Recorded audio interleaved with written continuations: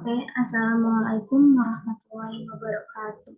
Perkenalkan, nama saya Salwa Putri dari kelas 1B TLM. Eh, di sini saya akan mempresentasikan tentang eh, teknologi laboratorium medis atau ahli teknologi laboratorium medis. Langsung saja untuk mempersingkat waktu, di sini saya akan menjelaskan pengertiannya. Apa sih itu ATLM? Jadi, ATLM itu adalah ahli teknologi laboratorium medis, merupakan tenaga kesehatan yang melakukan pemeriksaan laboratorium. Nah, jadi eh, ATLM ini merupakan salah satu jenis tenaga kesehatan dalam Undang-Undang Nomor 36 Tahun 2014 tentang tenaga kesehatan.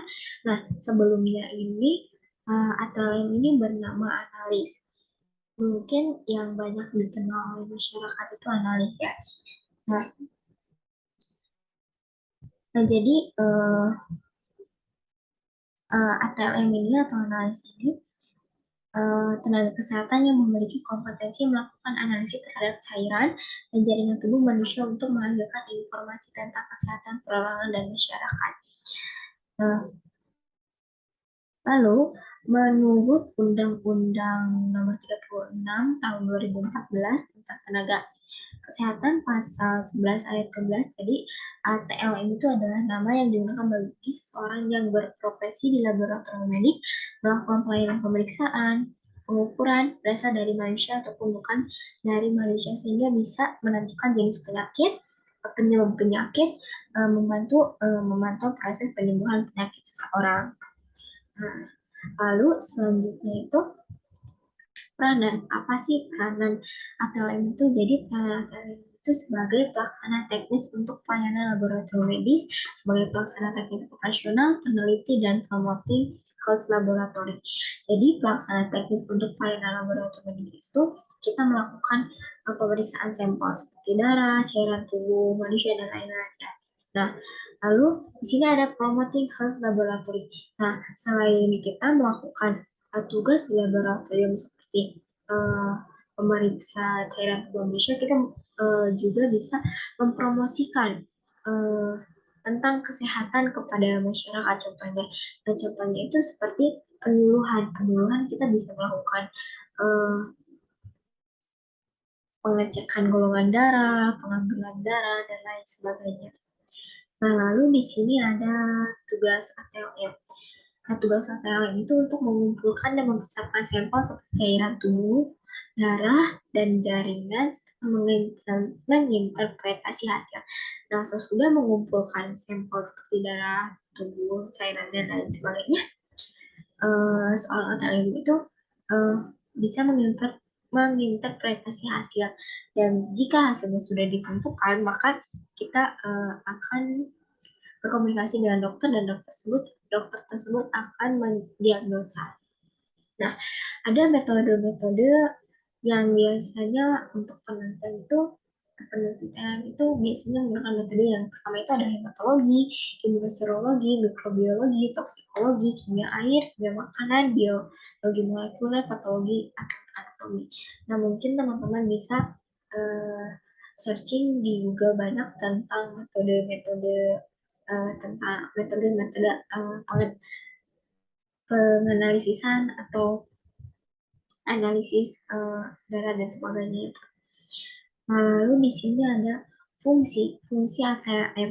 Nah, jadi fungsi ATLM itu yang pertama itu ada yang melakukan uji analitik. Jadi uji analitik itu seperti kita melakukan pengujian terhadap sampel, lalu mengambil serta memproses spesimen yang sudah dijelaskan tadi. Kita mengambil serta memproses spesimen itu seperti darah, cairan tubuh manusia, dan lain sebagainya.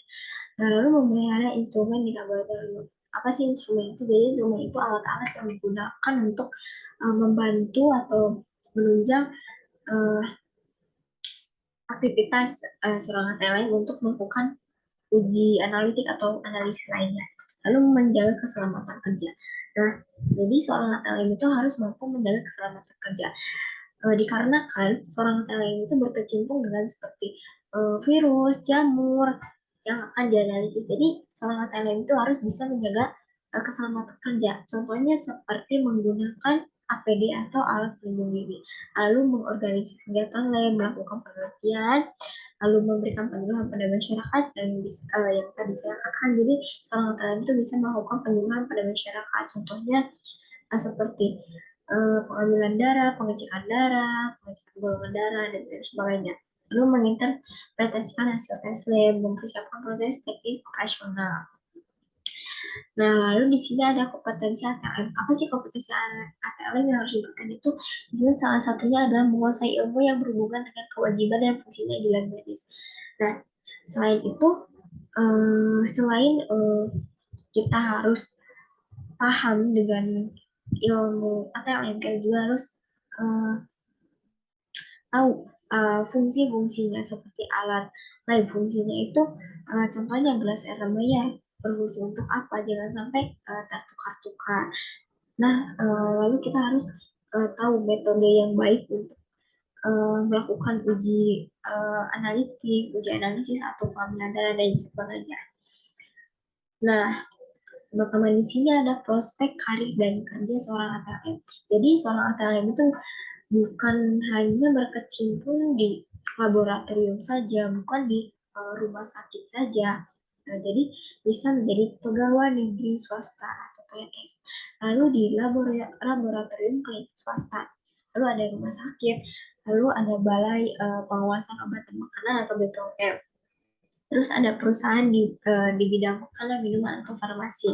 Lalu ada lab forensik kepolisian, lalu ada lembaga penelitian syai, contohnya ada LIPI, Bio Farma, lalu bisa menjadi dosen. Nah, pastinya menjadi dosen itu harus di sekolah ilmu kesehatan, teman-teman. Nah, ini referensi yang saya ambil. Mungkin sekian dari saya. Mohon maaf bila ada kesalahan dan salah-salah kata. Wabillahi taufiq wal hidayah. Wassalamualaikum warahmatullahi wabarakatuh.